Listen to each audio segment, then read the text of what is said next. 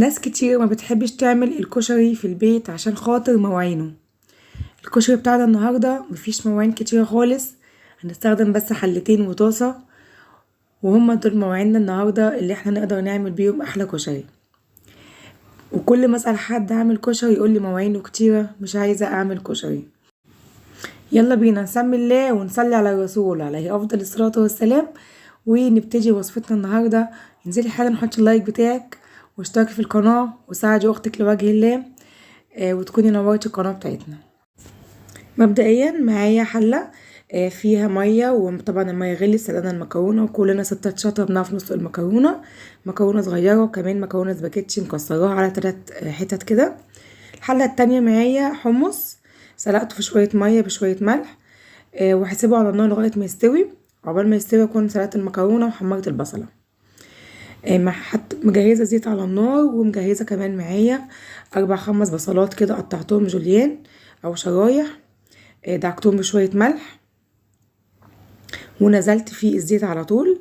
ما بحبش بصراحة اعمله بالدقيق، بيغيب معايا قوي في الزيت، فما بحبوش. هو كده كده اصلا بالملح بيطلع مقرمش وبيطلع جميل جدا. هسمعكم الصوت دلوقتي. طبعا ايجي فيه على طول بقى لغاية ما اخد اللون الذهبي اللي انا عايزاه. هنا لسه الحمص على النار، والمكرونة كمان سلقتها وصفتها. كل دوت ما خدش معايا وقت، في ساعة زمن هنعمل كل الجمال ده كله. هنا خلاص اللون اللي انا عايزاه من البصلة عشان ايجي فيها. هصفي البصلة واسمعوا صوت القرمشة بتاعتي.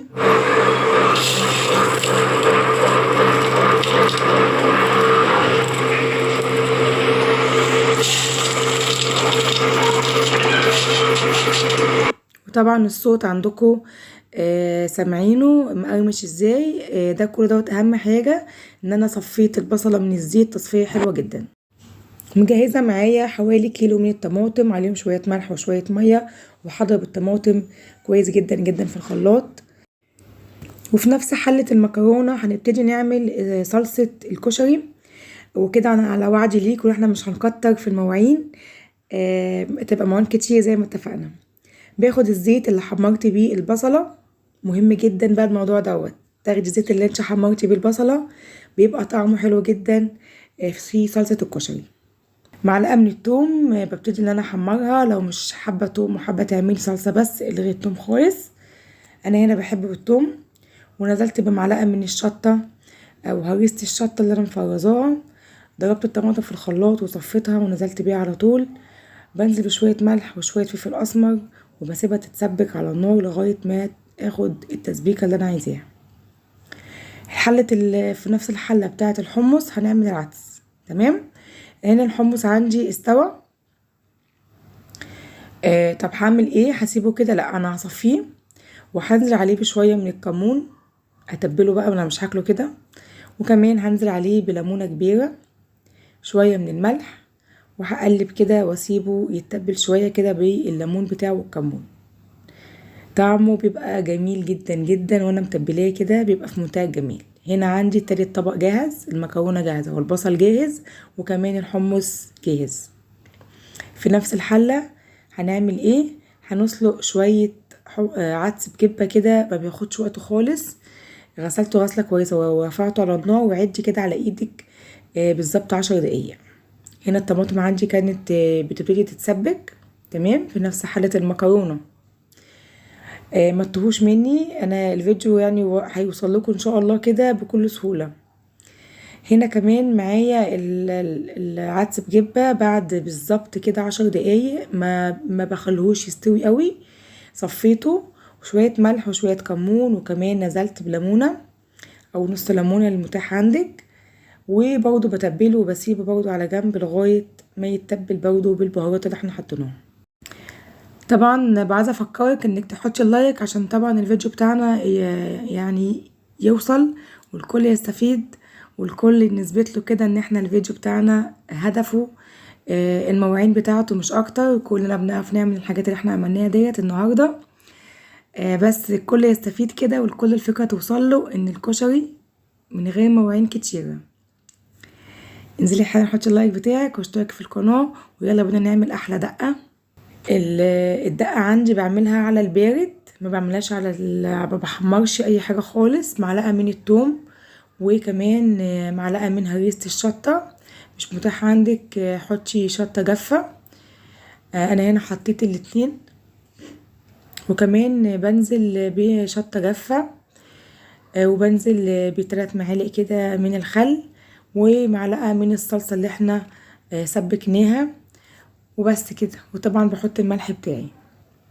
هنا بحط الميه عشان هرفع اللي انا عملته ده كله على النار. هرفع الدقه اللي انا عملتها ديت على النار.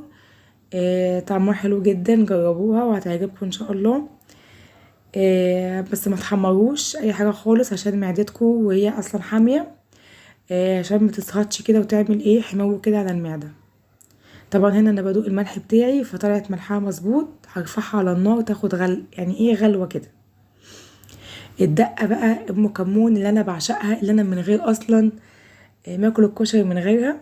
يلا بينا نعملها بسرعه. معلقه توم كبيره، على معلقه كمون كبيره، شويه من الملح، وكمان ليمونه كبيره. لو عندك كزبره ناشفه حطي. بحط حوالي 3 معالق من الخل. يبقى حطينا خل وحطينا ليمون وحطينا ملح وكمون وتوم.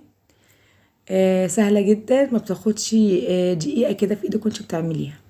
برضو بعملها على البارد، ما بطلعهاش على النار، بعملها على البارد. جهزت معايا في اقل من دقيقه. استحاله اكل الكشري يا جماعه من غير الدقه دي خالص نهائي. خلاص كده بدوق الملح بتاعي وبشوفها كده ملحها مظبوط، وطلعت ملحها ما شاء الله عليها مظبوطه.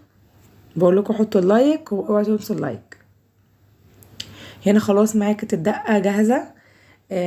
غليتها غلوه على النار بقى، طلعت كده سخنه وجميله جدا جدا. هنا كل حاجه عندي كانت جاهزه خلاص. مواعيننا مش كتير والله، يعني ما تستثقلوش بجد المواعين. يلا بينا. هنا وقت التحضير بدأت ان انا احضر، بحط في الاطباق. طبعا كلنا بنعرف نحضر بقى، مش محتاجة، بس حبيت اوريلكم الفيديو كده واشارككم الفيديو من اوله لاخره. هنا المكرونة سلقتها، وحطيت عليها شوية زيت عشان تبقى مفرولة كده معايا بنفس الشكل. بحط شوية من العدس فوق المكرونة على طول. وهنا كمان بحط شوية من الحمص. وطبعا انا هنا في حاجة ما بحطهاش على الحمص. تقدروا تكتبولي في التعليقات ايه هي الحاجة اللي انا ما بحطهاش. المحلات كلها بتحطها والناس كلها بتحطها، وانا ما بحطهاش خالص، ما بحبهاش اصلا في الكشري. حطينا الحمص وحطينا الصلصة، ومن فوق الوش كده بحط البصلة بتاعتي الناشفة الجميلة اللي هي اصلا بتدي طعم حلو جدا. طبقنا جاهز، الدقة جاهزة. فاضل حاجة واحدة بس اللي احنا بقى ندوق وناكل. تعملوا الوصفة بتاعتنا ان شاء الله تعجبكم. الفيديو بتاعنا خلص، يا رب يكون الفيديو عجبكم. اسيبكم في رعاية الله، وانتظروا ان شاء الله الفيديوهات اللي جاية. مع السلامة.